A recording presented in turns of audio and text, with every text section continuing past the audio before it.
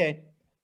Good afternoon, everyone. Welcome to another SCORE session. We want to welcome you along with the presenters. My name is Ramin Hashemi, and I'm going to be kicking off and then moderating going forward. Today, the topic is funding options, SBA loans, and we have a couple of great speakers to take us through today's discussion.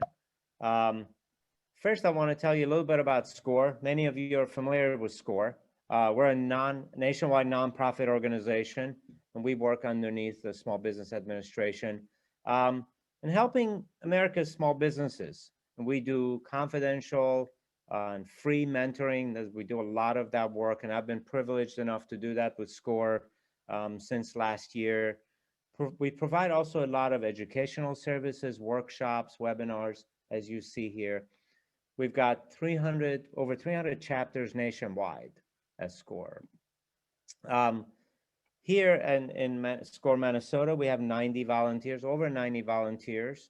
They've got a ton of experience. Again, being inside of SCORE, when topics come up, we're able to collaborate. As a mentee, not only do you get advice from your mentor, but a large network of mentors and subject matter experts that can help. So it is a vast number of years of experience and a broad set of expertise that everyone brings to the table. Our chapter was recognized as a national chapter for mid-sized markets this year, and we have a great track record for what we've done. I believe we were recognized as Diamond, a Diamond chapter. So we've helped over 11 million clients since its founding in 1964. So we're very proud of what SCORE has done, and we want to continue doing that. And we're also very proud of what we've done in this area, and we want to continue to do that. Our value proposition, really, when you think about where we come in, it really is navigating the business process, wherever you are in the business cycle. So a lot of our work is in a pre-startup. So an entrepreneur having an idea and wants to, think about starting up a business, researching, planning, thinking through how to begin, how to scope the business. Startup phase, opening, what does it take to open a business, to register, to do all of the documentation and everything required by law. In business, getting in business is one thing, but then identifying growth opportunities is another. So a mentor can work with a client to determine what are those growth opportunities and making sure that you have a healthy business that can sustain. And then at the end, even getting out of a business, an exit strategy. Some of our clients have learned that, they need to shift gears or in the process exit the business. So we help in that as well. So we're there in the entire life cycle of the business. We have a great set of partners in the ecosystem at SCORE, number of sponsors that you see here, and we've just added several new ones that we're very proud of partnering with, and then community partners. So, and these partners and sponsors help us throughout. And then here in our session today, you see that they're having a direct impact on how we can support the businesses in the area. So today, you saw our session is being recorded. Before I introduce our great presenters, I want to let you know that because this is set up as a webinar, as we go through, if you have questions, please put them in the Q&A box, and I will monitor that, and I will ask our presenters at the end to address your question. Everyone is muted, so the best way to do this is to put your comments in Q&A or questions in Q&A as they come up. So at this point, I want to introduce you to Anthony DeMiro. He is the Vice President of Florida Business Development Corporation, which is a mouthful. It's hard to say that, Anthony, real fast. And then Mark Dunlap, who's the VP at Bank United. So these are our two great presenters, and they're going to tell you a little bit about themselves and really educate us on today's topic. So Mark, let me turn it over to you.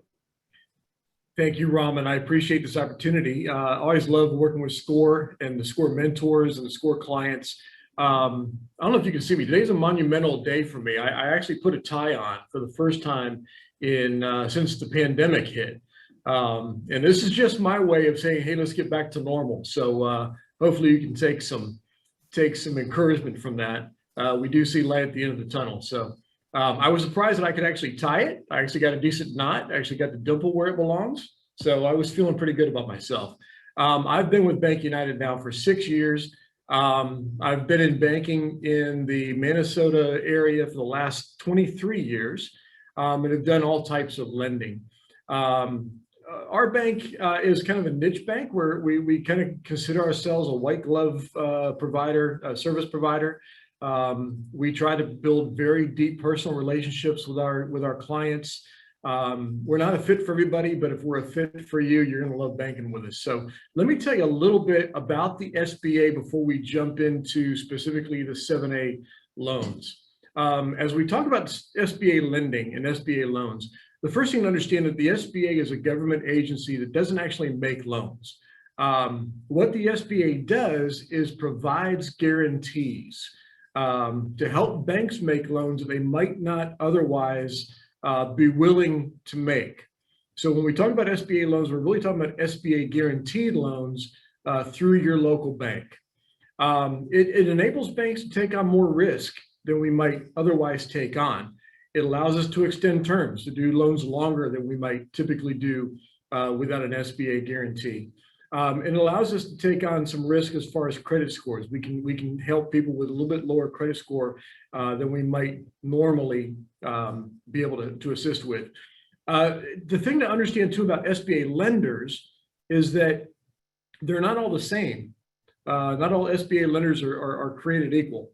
For example, we happen to be a preferred lender, which means that if we approve your loan, it doesn't require a second look by the SBA for their blessing within most parameters. Not all bankers are preferred lenders, which means that sometimes you can have a lengthy delay in getting your loan closed while the SBA kind of re-underwrites deals. Excuse my cough. So the other thing to keep in mind is that different banks have different appetites. So for example, our bank typically doesn't do loans below $350,000 to the SBA. A couple of reasons for that. One is just the sheer volume of loans that we do through the SBA drives that number up. Number two, when you consider all the investment the bank makes in getting a loan like that through and approved, there's kind of a critical mass below 350 that doesn't make a lot of sense for us. But that's not everybody. There are banks out there and some small banks and some credit unions that will gladly do loans below 350. So kind of keep that in mind as you kind of think about where you want to source your SBA guaranteed loan from. The Economic Aid Act that just went through has made some enhancements too that I just want to touch on real quick. Specifically, the SBA plans to make your first 3 months loan payments for you if you get your loan closed before September 30th. There's some limitations on that. It's a maximum of $9,000 a month, but that takes care of most clients. And it's subject to the SBA not running out of money first, but that's their plan for right now. They've also increased the SBA guarantee percentages, which helps the banks kind of take on a little bit more risk they might normally take on. And they've also waived the SBA guarantee fees, which helps with the borrower not coming out of pocket quite as much. So let's move into the SBA program. Let's go to the next screen. The nice thing about SBA loans is we can do those with longer repayment terms. If there's real estate involved, we can go as long as 25 years. It frees up cash flow by giving you a longer amortization. So your payments are a little bit less than it would be if you had a shorter time frame to pay it back. They don't balloon, so you'll keep that in mind. It's a fully amortized loan. It allows you to get into a new business or property with less money down. We'll finance generally 90% on most projects. and 85 if it's a, kind of a single purpose piece of property. And we allow financing on most industry types. Now, this is really important.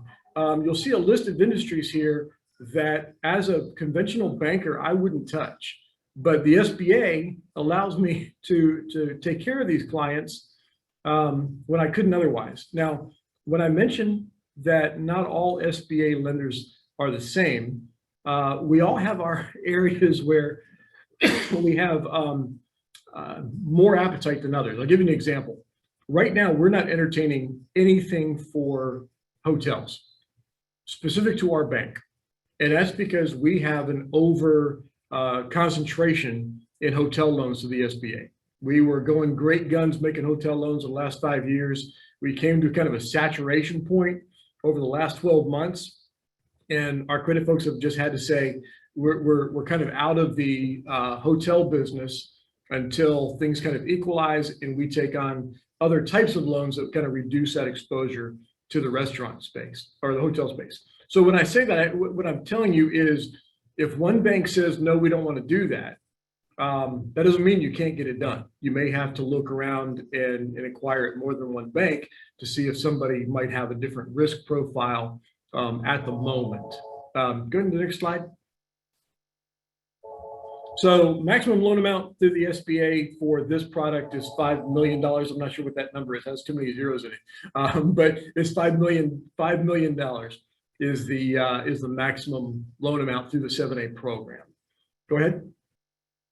So typically the use of proceeds on these loans is to, you can use it to purchase or construct or renovate commercial real estate. So it has to be majority owner occupied. When we're talking about owner occupied, what we're saying there is that the company that is borrowing, the entity that's borrowing the money needs to be the primary occupant of the space.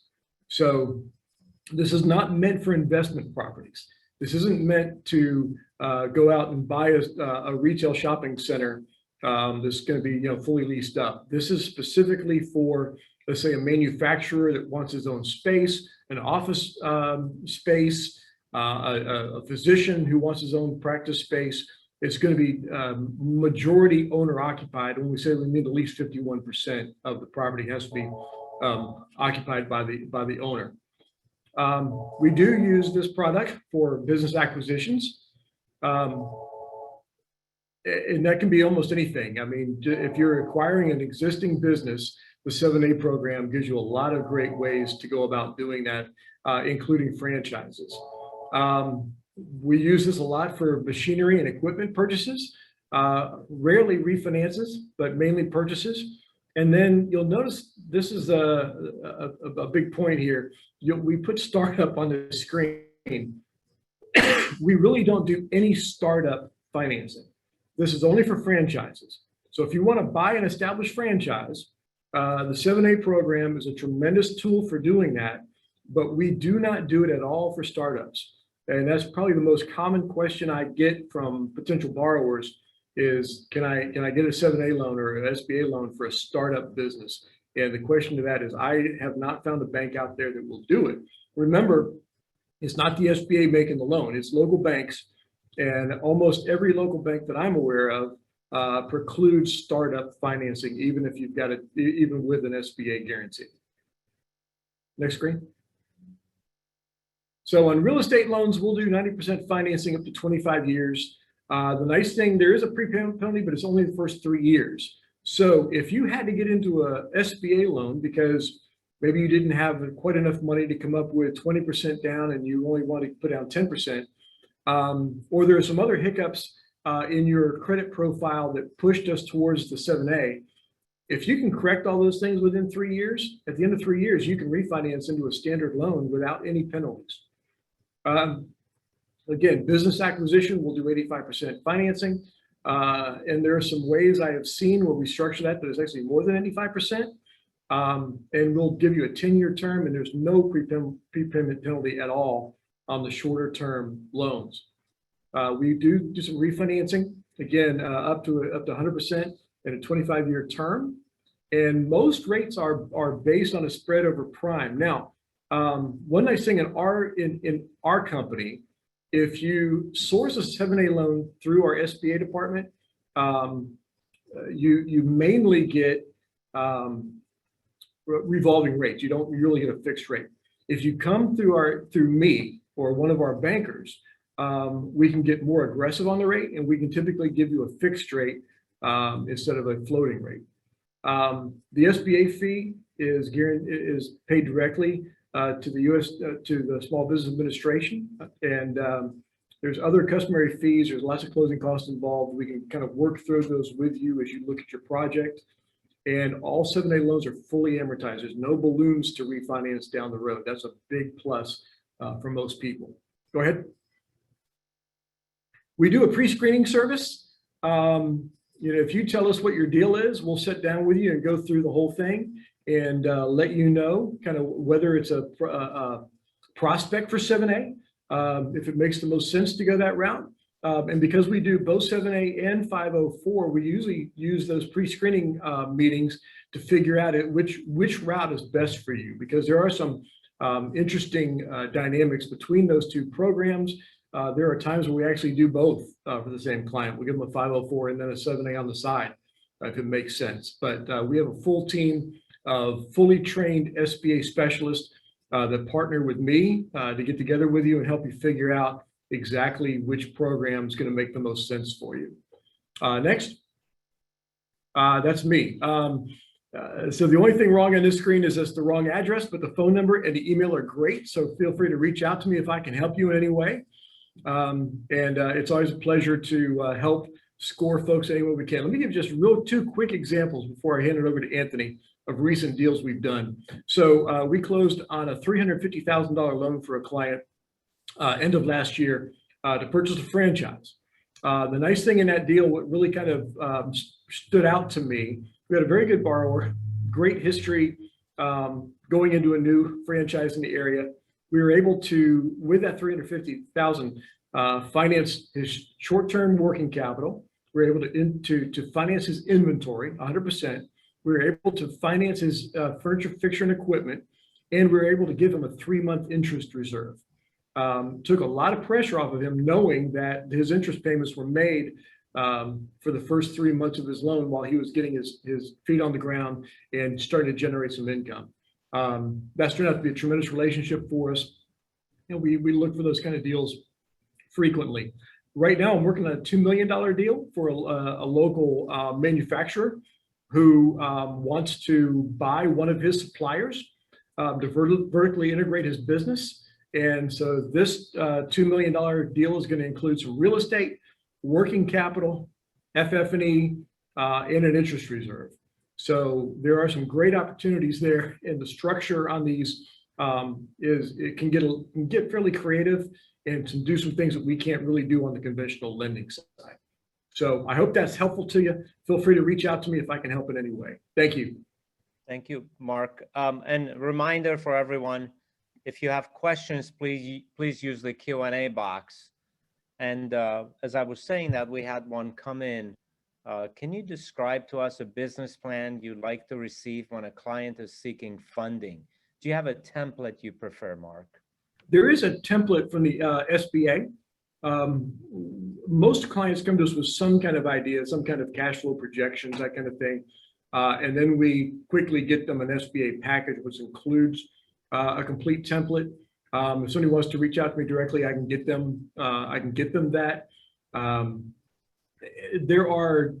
We're somewhat flexible on that. I've seen us use other templates outside, but if you need one, there is one that we include in our SBA packet. Okay, perfect. Thank you. So I don't see any other questions, Mark. And so Anthony, you're up. Thank you, Mark. Oh, 1 second. We had another one come in. Sorry, as I was saying that. Sorry. Mark, is loan approval based on personal credit scores or business financial history? How do the two go together? Well, they're both, right? I mean, we look at them together. Every business really represents an owner.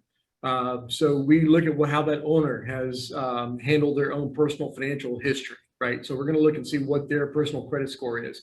I have, in my 23 years in this area, never found a well operating business with a borrower, with an owner that had a bad credit score. Those two things usually are mutually exclusive. So we look at it as a package. We want to know that the business is doing well and generates enough cash flow to repay. But we also want to know the credit history of the owner, because that tells us a lot about kind of how this business is going to continue to operate. Very well. Let me pause here 1 second, make sure that we don't have any other questions come in. And I don't see any others. So Mark, thank you for educating us on the loans. And as SCORE Minnesota, we're fortunate to have Bank United as a partner. So thank you for that as well. My pleasure. Thank you. Thank you. Anthony, over to you. Thank you. It's a pleasure to be here, and honor to be on the panel here with Mark, who's been in the area, and he's somewhat of a legend with SBA lending. So it's an honor. So my name is Anthony DeMauro, and similar. I've been in banking and finance for the past 23 years. I've been in this area since 2005, lending and working with various programs and various banks. What I do is work for a company called a Certified Development Corporation, and we're unique in the sense that we deliver the 504 SBA program, which is somewhat different than the 7A program, in some ways similar in others. But banks cannot do the 504 program without an organization such as mine. And we are essentially the lender, but we're not a bank. But we work in partnership with the banks, and I will explain that as we go through. The program itself is more of a hybrid. It's a combination of a conventional loan with a second loan that is an SBA type loan. Next slide. So I put this up here just to kind of show what really the importance of this program is. My loans can be done on 10, 20, or 25-year fixed rates, and the current rate on those loans is 3%. So as we go through this and I break down how the process works and what the structure is, you'd be able to see where the benefit of this comes into play. The loan itself is not necessarily funded by the government. There isn't a government allocation for it. The loan is, with the reason why the interest rates on this loan are so low is because they're debentures. The loans are pooled every month and they're sold in the secondary market, similar to a bond. And that's what allows the borrowers to get a very low interest rate, as opposed to a rate dictated by a bank on risk. The market dictates the risk on it. Currently, with the 504 loan program, there is no upfront fees to use it. The back-end processing fee that the SBA did have is currently being waived. And as Mark had mentioned, the Act also is paying for 3 months of your payments, as long as we get an approval prior to the end of September in this program. So it's right now is a great time to utilize the program. Next slide. So not all loans are created the same, and not all 7A lenders are essentially the same either. As Mark had said, his organization is a very solid 7A lender that keeps their loans. They manage the process. They're preferred. So when I do this comparison here, I want to stress that it's a general comparison. It isn't necessarily a comparison to what Mark can do, as he had stated. But primarily when we're looking at the options and the reason why we would use this to other programs, let me just get to my original size here. I want to be able to see a little bit more on this. So the key difference is I finance fixed assets, FF&E improvements and construction. And you can do that with the 7A, but the 7A can also do rolling stock. So you can do vehicles, You could do inventory with a 7A loan. You can do intangible assets with a 7A loan. I cannot. I have to have an asset that is tangible for me to finance. I do offer a long-term fixed rate, and often you'll see 7A loans variable rates. As Mark said, they do deliver fixed rates at Bank United as well. When you're dealing with other 7A lenders, then let's say Bank United, you might run into multiple fees that need to be paid up front. Most traditional lenders, such as Bank United, may not necessarily have significant fees up front to use the program. With me, the equity source is very flexible for the down payment. With this program, you can do 90% financing as well. In fact, you can finance the 10% equity injection if that fits the cash flow of the project. The seller can finance an equity injection into the project. So it becomes very flexible in the manner in which we can bring equity into a transaction. Equity can be gifted, equity can be, there's a variety of sources, so it's very rare that we run into an equity solution or a challenge with getting a down payment, as long as we have everybody, up front and playing ball in a transaction. We have standard underwriting. My underwriting criteria is similar to the 7A, but it's a little bit more similar to what the bank is going to underwrite. It's not necessarily, it's comprehensive. I will say that all SBA loans are comprehensive in their diligence and underwriting. And for me, eligibility is a big key when I am looking at a 504 loan, making sure that you're a small business, making sure that your character is fine and upstanding. We do background checks, all of those things. The SBA just wants to make sure that we're giving these products, that we're using them for the right people. And I mean, deservedly so. It's a government program. They want to make sure it's going to the right place. One of the other things with this program that tends to stand out is that we only will lien the collateral that we are financing. And that's one of the reasons why I don't do intangible assets. It's one of the reasons why I don't do vehicles, because we are focused just on this particular piece of real estate or equipment. So when we are done with the transaction, we won't be saying to you that we need to put a lien on your house. We won't be looking at all of your other assets. It is just for what we are financing. Unless we're pulling equity in from another piece of real estate, let's say that maybe there is equity there and we can utilize that in this transaction. In that circumstance, we might use a lien on that. Next slide, please.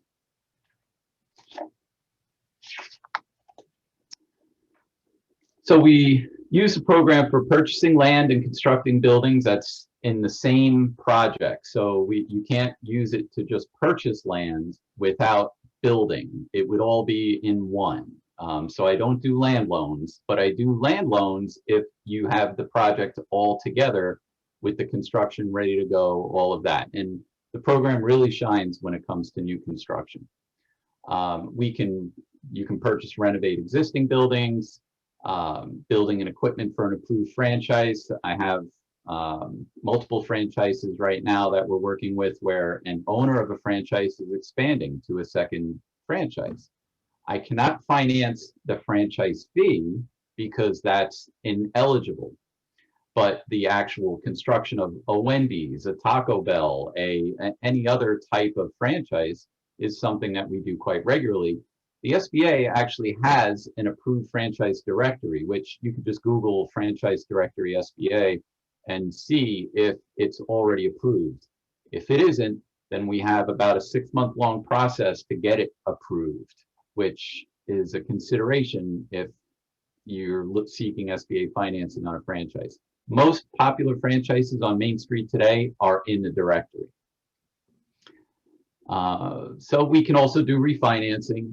Right now, we're waiting on expanded criteria for refinancing. The program was never really developed for refinance, but over the years it expanded and allowed for refinancing. And with the past couple of acts that have been passed, the refinancing standards have been somewhat loosened up. And yes, you can refinance with the program. We're not in the business of doing cash out, which is a question I get a lot of. We can provide funds for inventory purchases and consolidate some debt that may have been used for previous operation expenses, but for the most part, it's not really meant for cash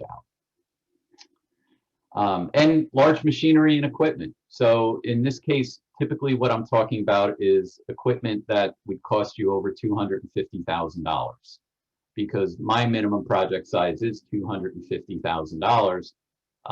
So if it was a very large bulldozer, or and I know you said, well, you don't do vehicles. Well, bulldozer isn't a vehicle. It needs to be brought there somehow. But usually in this circumstance, we're talking about things like CNC machines and printing presses or other larger capital equipment, something that you're not going to 179 expense at the end of the year. This is essentially capital equipment. We can work with buildings on leased land. As long as the land lease is as long as the term of my loan, we don't have a problem with leased land or land leases.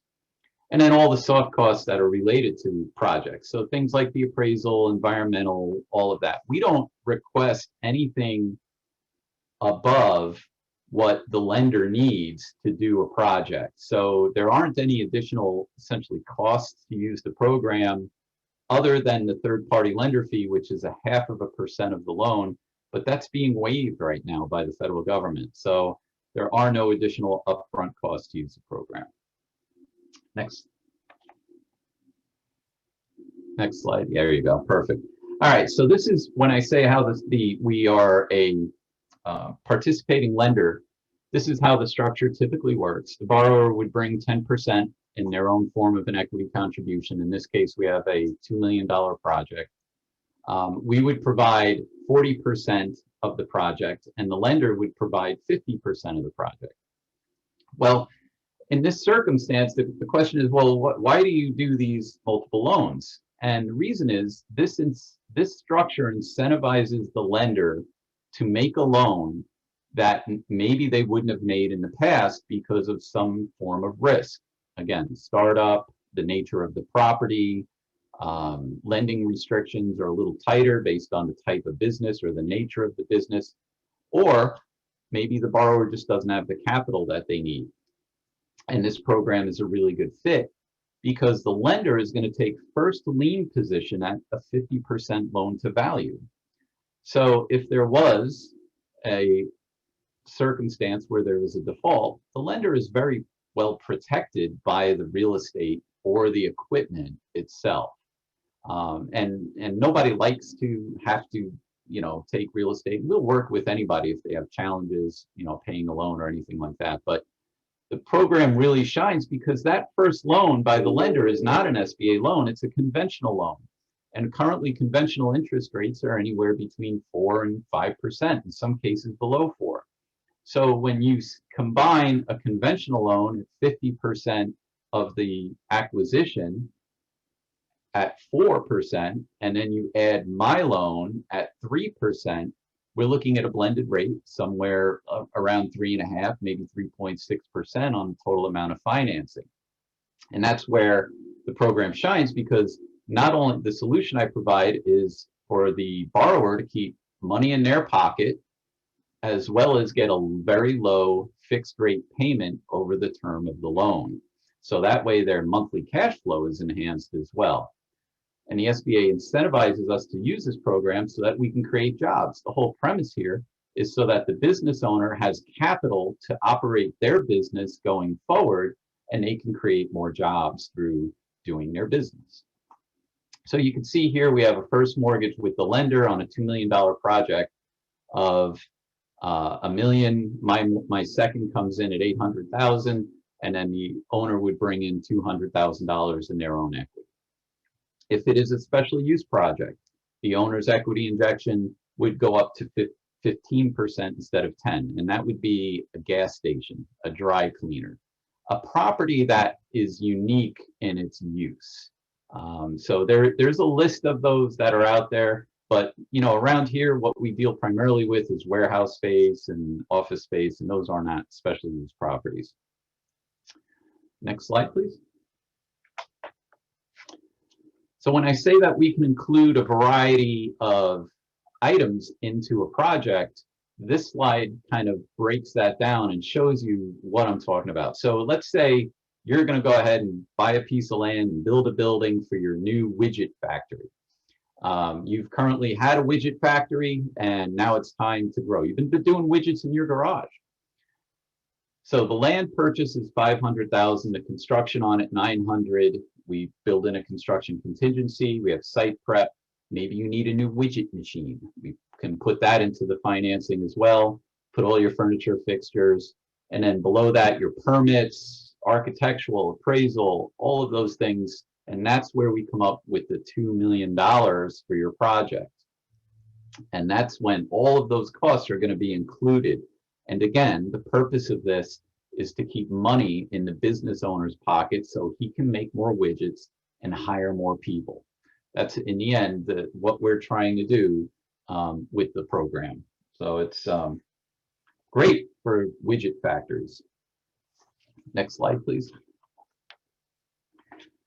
So here's the meat and potatoes of it. I think today we're talking a lot about how to get an SBA loan and some of those questions around, okay, I might need financing. It's pretty simple with this program in the sense of, you need a purchase agreement or estimates for constructions or a bid on it, those types of things.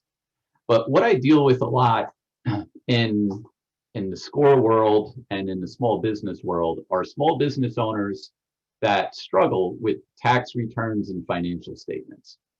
So I wanted to stress how important it is for a small business owner to be up to date with their bookkeeping, because we, as lenders, we are going to request interim financial statements. We're going to want to see a profit and loss. We're going to want to see a balance sheet. And it's incumbent upon a business owner to keep very good records and to do it in a manner that is efficient so that they can account for it. Maybe they have a bookkeeper that uses QuickBooks. Probably more often than not, QuickBooks is what we see. And if in QuickBooks, you can just print out a report if all of the information is in QuickBooks. And often we have a husband and a wife. Maybe the husband's making the widgets and the wife is managing the business. And she's not so good at QuickBooks and she hasn't been keeping up on it, but yet she's answering the phones. I mean, it's just the nature of small business. So I want to stress that as a small business owner, it's very important to keep up with the books, to manage that process so that we have a clear picture as to what your business is doing financially. Those things are critical for us. Now, for me, I work with startups all the time in the sense of maybe they haven't been in, we would say if you've been in business for under 2 years or you don't have 2 years of tax returns, that I would need a little bit more financial due diligence to demonstrate that you have the means and ability to make your payments. And in those cases, we also ask for projections. And that's the other thing that I find a lot of is business owners unable to project what their future finances will be.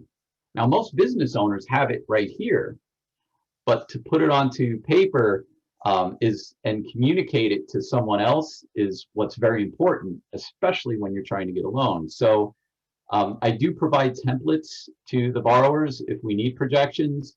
But in some circumstances, especially if we don't have 2 years of tax returns, I will need projections. So the ability to put what's here onto paper is critical when you're seeking a loan like this and you're either a startup or you've been in business for less than 2 years. And I just can't stress that enough. And I'm always happy I mean, I can use rudimentary profit and loss statements and rudimentary balance sheets in the sense of just a spreadsheet that somebody downloaded off of Google that they did a search on the internet, but preferably the place where business owners, that their blind side that I see, especially in smaller businesses, is the financial statements. And also the accountants are always trying to maximize your tax benefit, and that always does not work when you're trying to prove that you have the ability to pay a loan.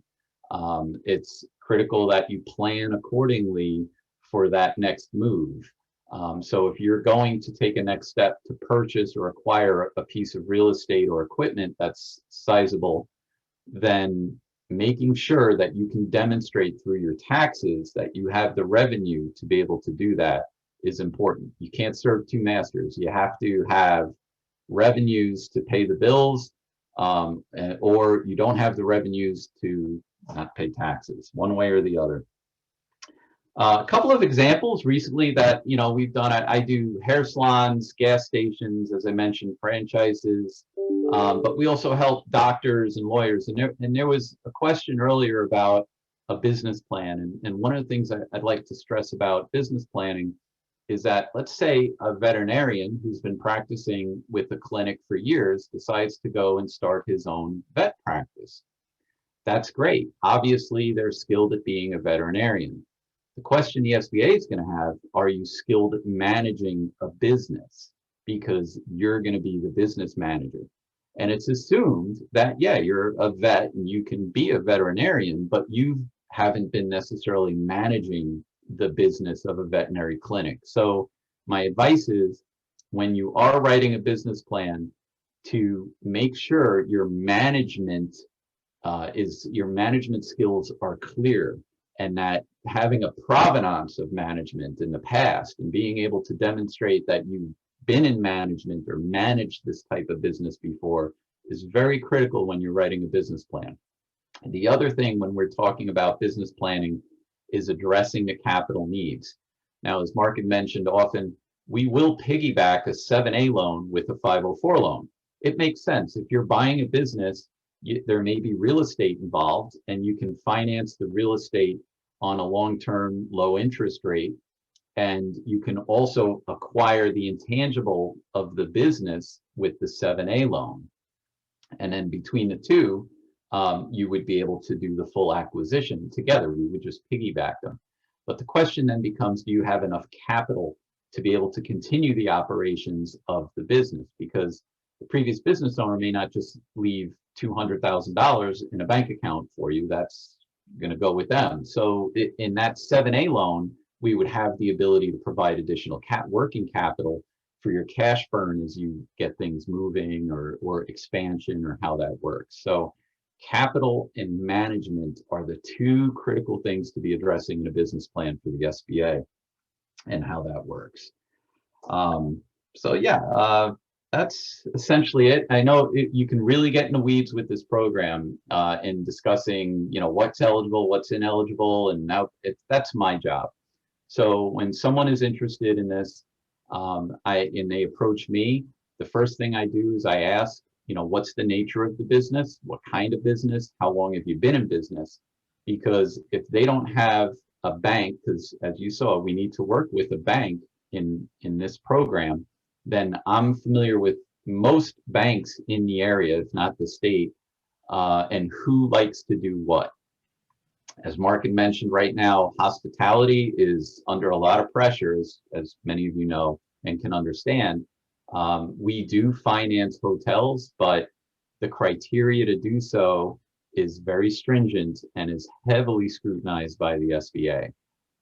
So we know that sector is under a lot of pressure to perform. So that's always a concern. But restaurants and other types of businesses, especially locally, not all banks will finance a restaurant.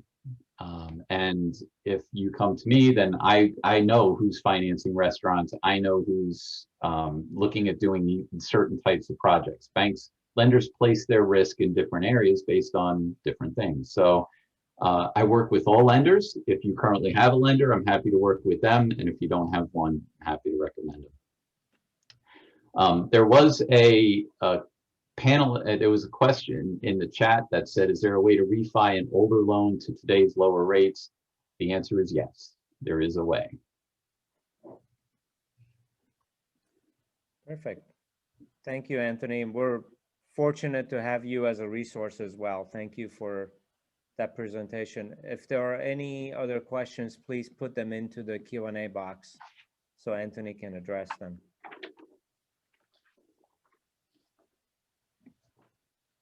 Covered it all. You answered everything so well. And while we're waiting, we recently had a couple of events around financial statements at SCORE Minnesota. One was a forum and the other one a live stream, I believe. And we did survey, and a lot of the business owners said that's an area that they would like to invest more time and effort in. And your presentation, Anthony, brings that back out.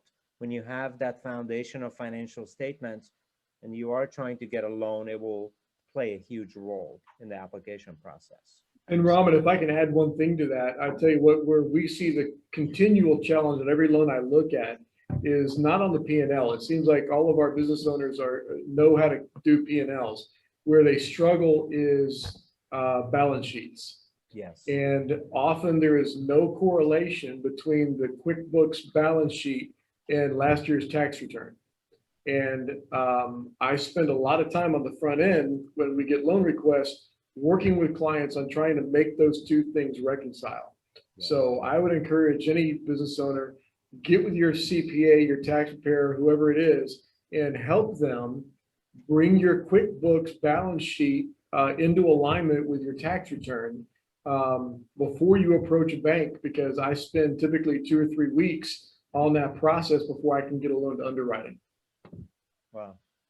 That's yeah, that's important. So I mean, it was interesting as we polled people, their areas, hey, I use QuickBooks, I sort of have my arms around it, but there wasn't a complete picture that all adds up. And tax forms are another aspect of it. And gentlemen, we have a question from Jim McCarthy. Any special programs for economically disadvantaged areas? Well, if you don't, I'll start with that one. So the program itself, the 504 program, has 22 different categories that are what they call public policy goals. So when we use the program, we have to cite a certain public policy goal. That could be a veteran-owned business, that could be a minority-owned business, a woman-owned business. With 22 different public policy goals, it's not difficult to find one that fits. But I will say economically disadvantaged areas typically have been recently, I should say, in the past few years, they were cited as opportunity zones. And each municipalities designated within their county opportunity zones and submitted those to the SBA. So if you don't meet one of the other criteria, we're always looking for opportunity zone opportunities so that the SBA loves opportunity zones. So if there might be a little bit of risk, there's a little bit more hair than normal on a deal, the SBA tends to give the benefit of the doubt in an opportunity zone. Very well, thank you. And another question we have is from one of our mentors. They have a client that is starting a food truck business. Where can you go for financing for the food truck business?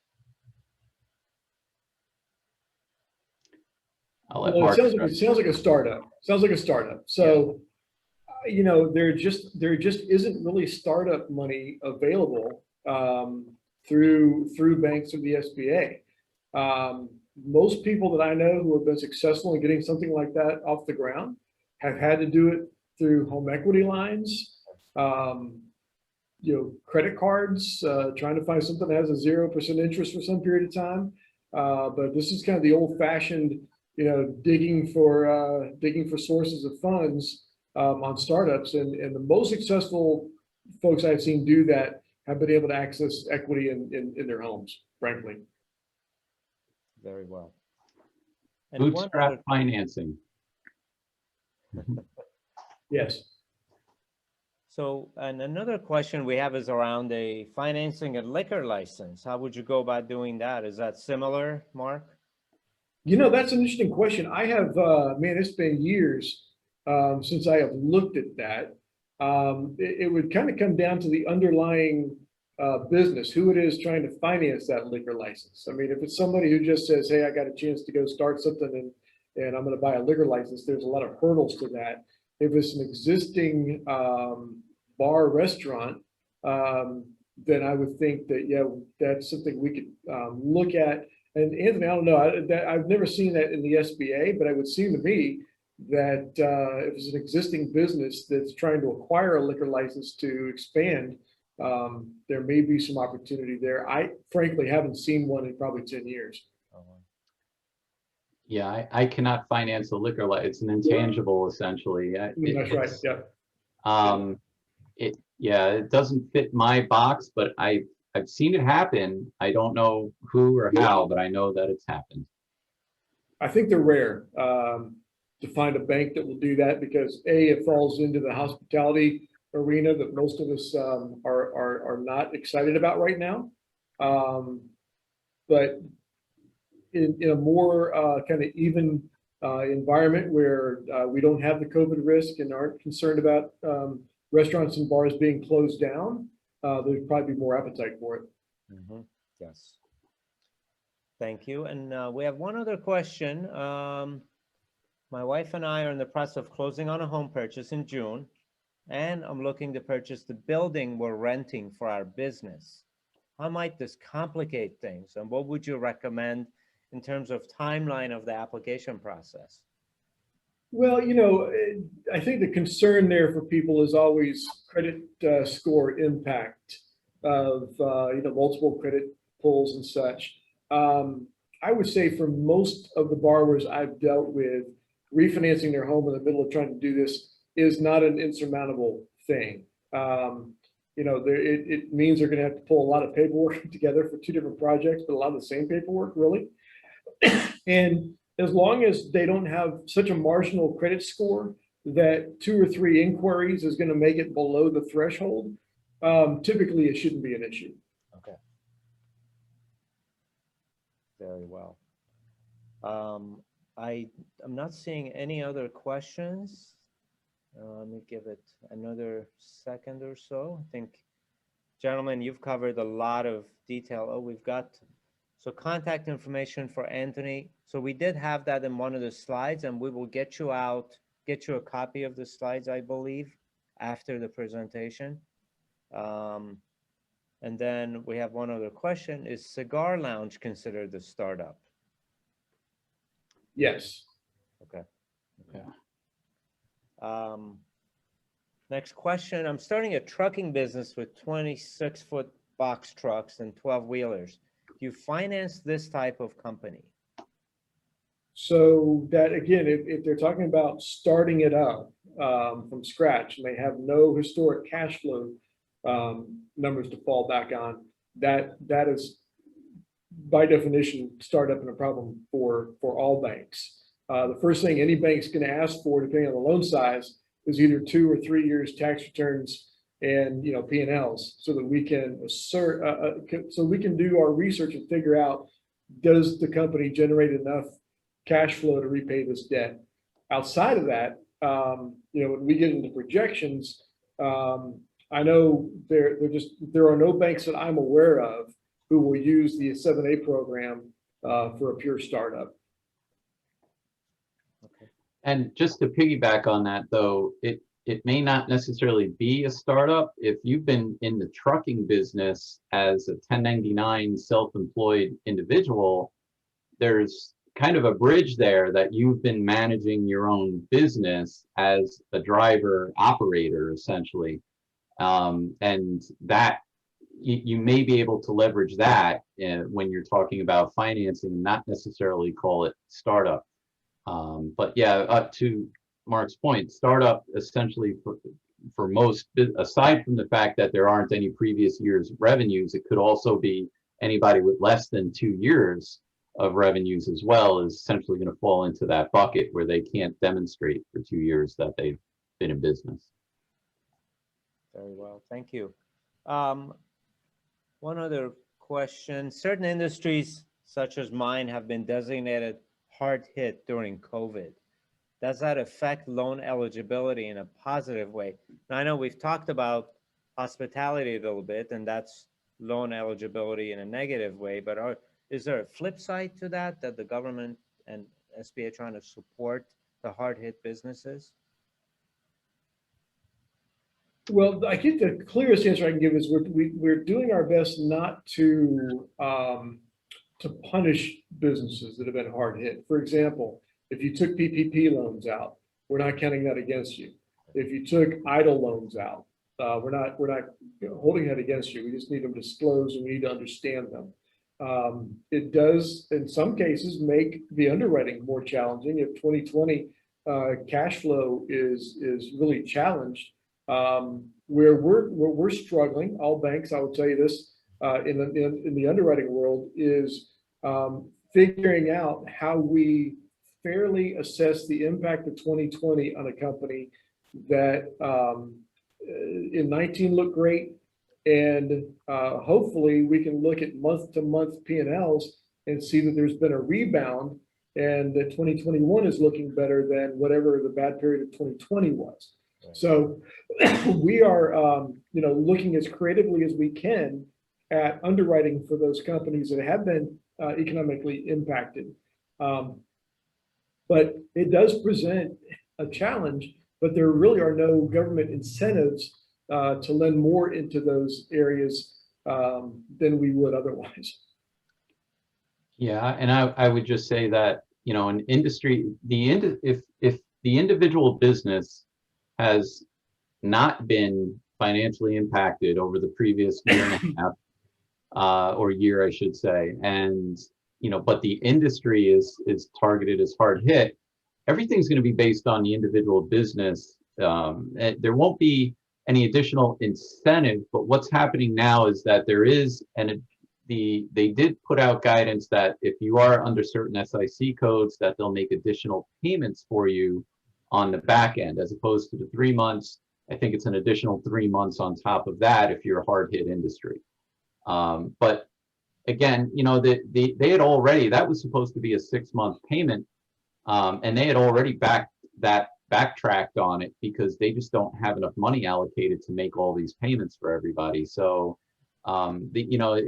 it's something that we're kind of shying away from promising our borrowers that they're going to get that.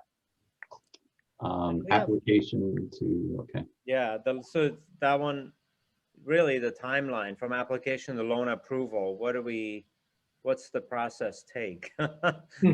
There's probably not a one size fits all. Yeah, it's very deal dependent. Yeah. 7As, I was chatting with our 7A specialist and a client the other day, and he was estimating that we could probably get from application to closing within 90 days. And that was at the height of the bank trying to get through all the PPP loans. So that might have sped up a little bit. It might be better now. But it's not a quick process, but we try to get it as fast as we can. Now, I know on the 7A, or on the 504, there's a couple other things that have to happen. You got to get appraisals done and surveys and a lot of other things. But on the 7A program, I would say a reasonable expectation is between 60 and 90 days. Very well, thank you. Yeah, the 504, we're running, I'm counseling everybody to do at least a 60-day finance contingency with a 30-day close thereafter. And if it's a refi, it'll take all of the 90 days. And the 504s are processed someplace different than where the 7As are. But the government, they've, in the last bill, they allocated some money for overtime, and the demand for both of these programs right now is significant. We are operating at about 3 to 4 times the amount of applications that we normally do.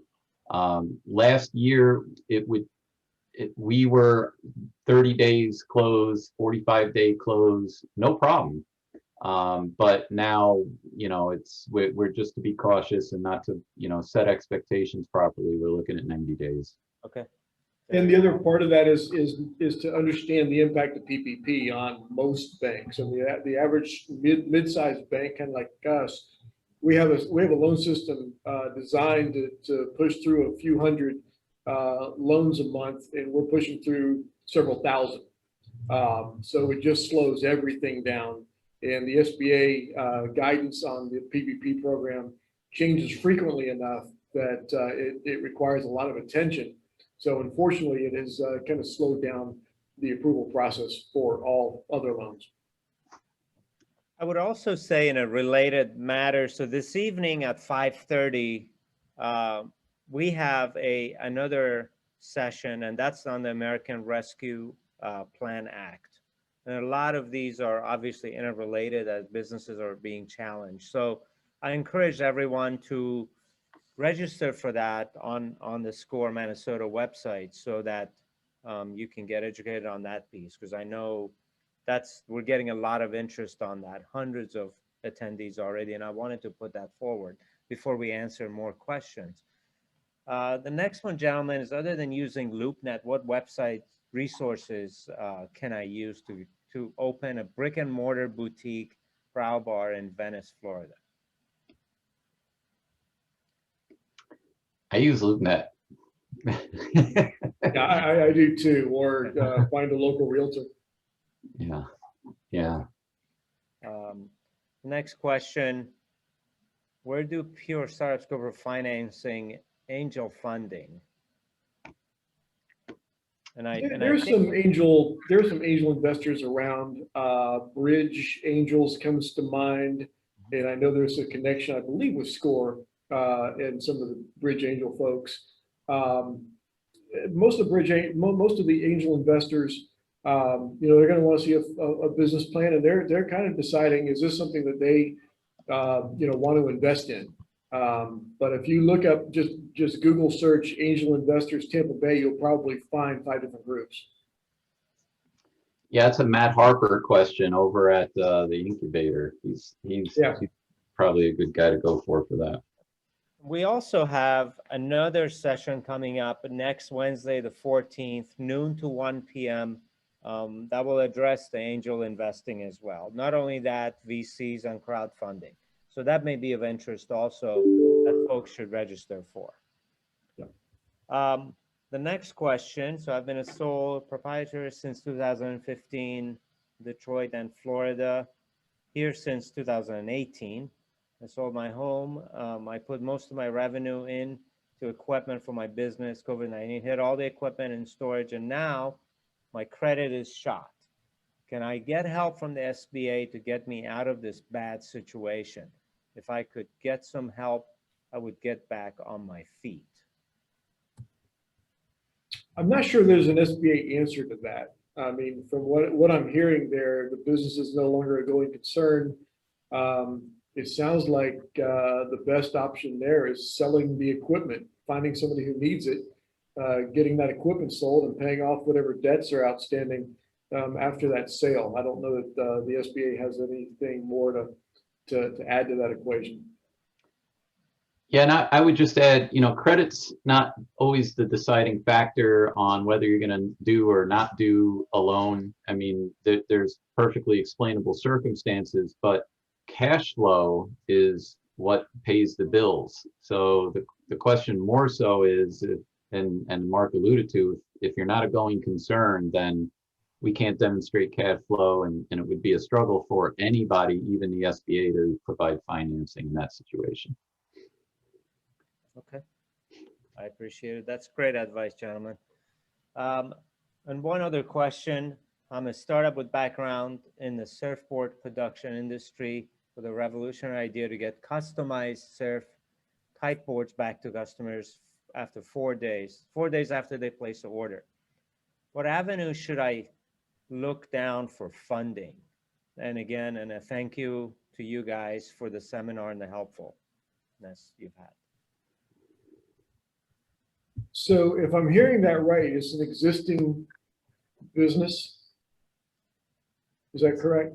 Certainly background. I don't know if it's a business already, but unless they type. John, would you type in, is this an existing business?